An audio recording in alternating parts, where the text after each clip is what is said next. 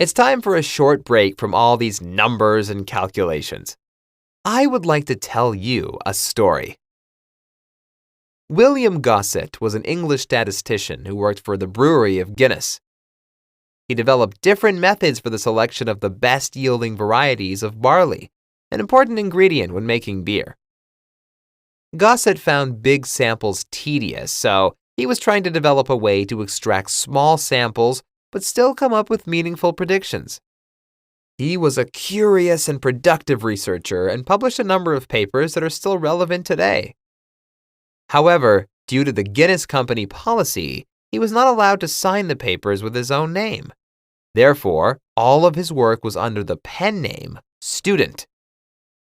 Later on, a friend of his and a famous statistician, Ronald Fisher, stepping on the findings of Gossett, introduced the t-statistic, and the name that stuck with the corresponding distribution even today is Student's t.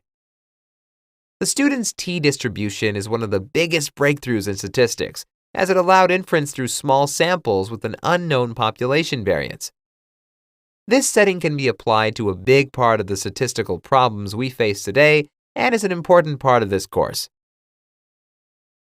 All right, visually, the Student's t distribution looks much like a normal distribution, but generally has fatter tails. Fatter tails, as you may remember, allows for a higher dispersion of variables, and there is more uncertainty. In the same way that the z-statistic is related to the standard normal distribution, the t-statistic is related to the Student's t distribution. The formula that allows us to calculate it is t with n-1 degrees of freedom and a significance level of alpha equals the sample mean minus the population mean divided by the standard error of the sample. As you can see, it is very similar to the z-statistic. After all, this is an approximation of the normal distribution. The last characteristic of the Student's t-statistic is that there are degrees of freedom. Usually, for a sample of n, we have n-1 degrees of freedom. So, for a sample of 20 observations, the degrees of freedom are 19.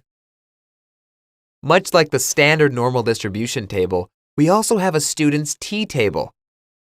Here it is.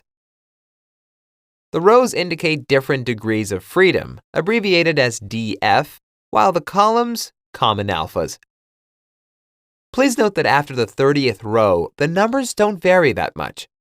Actually, after 30 degrees of freedom, the t-statistic table becomes almost the same as the z-statistic.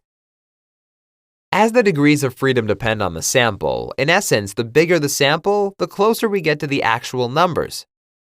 A common rule of thumb is that for a sample containing more than 50 observations, we use the z-table instead of the t-table.